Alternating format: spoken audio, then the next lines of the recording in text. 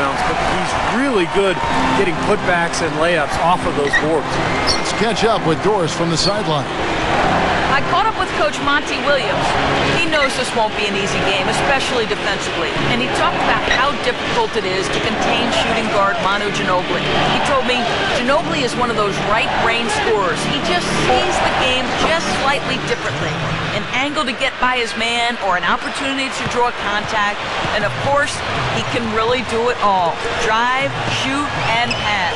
Kevin, Ginobili, without a doubt, one of the more well-rounded and competitive players in the entire league. Thanks, Doris.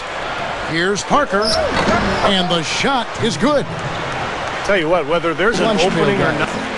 And the older a team is like the Spurs, Steve, the easier it seems to be for them to get wins away from home, just because they aren't rattled, it seems like, Clark, by a big crowd away from home. Well, and the Spurs closed out the season on a tear with their road play, Kevin. They ended with the best road record in the West and the second. Nice putback.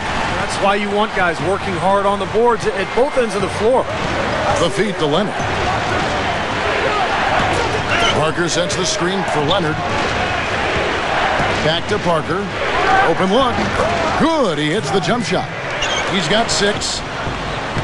Well, you knew Kawhi Leonard could defend and rebound. The question coming out of San Diego State was, could he shoot?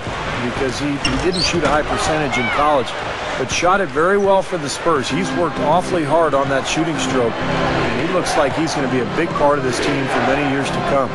On defense, the Hornets, following the score by Tony Parker. Scooped up. Here's Blair. A strong effort on the rebound. Nets the second chance points.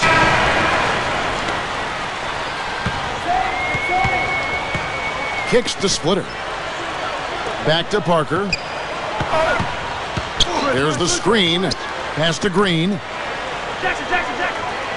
Back to Parker.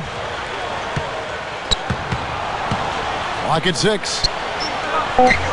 Good. Parker's got 8 points. Spurs shooting well right out of the gates here at around 50%. Parker dishes to Diaw. Parker. Parker left side. Here's Diaw.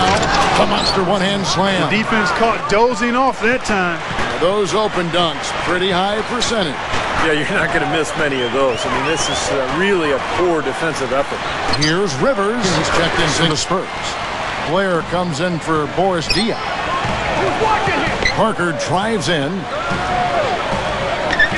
Into Blair. And it's good on the assist by Parker. Offensively, just hammering away in the paint. And that's 10 straight points inside, too. Robin Lopez is checked in. Vasquez has got 3 assists in the game. Up in time. A miraculous buzzer beater. Well, I love how he kept his cool there. Low stress. Not a really strong performance by them so far in the glass. You know, the lead they have in the rebounding category is also part of the reason they're on top on the scoreboard as well. Well, Tony Parker is so fast. Sometimes you forget he's actually got pretty good size for the point guard position, about 6'2". If you want major elevation. That's right. That's right. You know you can get up higher with one hand. Did you know that? I did not know that. It really is true. I mean, you can extend better with one. Well, whatever he did, whatever it was, it definitely worked, Clark. Talk about Parker as a defender. The Spurs always a disciplined defense.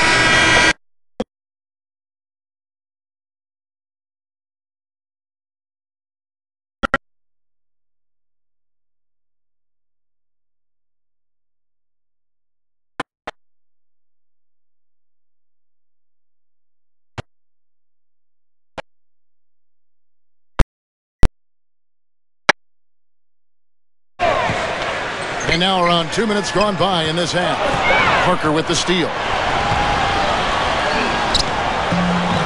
And Eric Gordon pulls it down. And going back to Tim Duncan in San Antonio, Clark, even if he isn't putting up great numbers, he really does seem to drive the team just through his power and his will. Well, there's something about presence, and that's really what a superstar player like that even do plays into his 40s. I just can't imagine the Spurs not being competitive with him on their roster. I agree.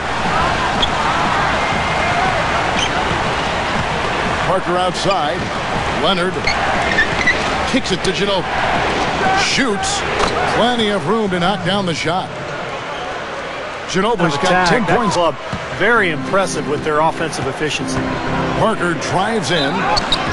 And so he earns a trip to the line. Official saw the contact, and he'll shoot two. You know, Tony Parker's not a great outside shooter, but he's gotten consistently better over the last few years. He's worked very hard at it, really improving his stroke. We talked about Tony Parker as an outside shooter. As effective as he's been as a slasher, he hasn't really needed to shoot from outside that often. Yeah, but as he starts to lose a step, he hasn't yet. I've not seen any indication of it, but it will happen if he continues to play. And he'll have to rely more on that improved jump shot of his. And with his savvy and smart, I don't think it'll be a problem for him to adjust and be effective as he advances in years.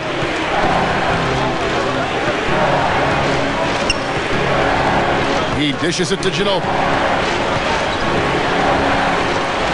Back to Parker. Hornets with the rebound. They've led by as much as 10. This, of course, and it's now 22 points for Eric Gordon. Parker outside. He passes it to Leonard. Ginobili right side. On the wing, here's Blair, and it's good. Terrific work on the offensive glass to make that one. I like the way he's been much more aggressive here in the second, finding a way to hit his shots and get more shots. He dishes it to Blair. He kicks to Parker.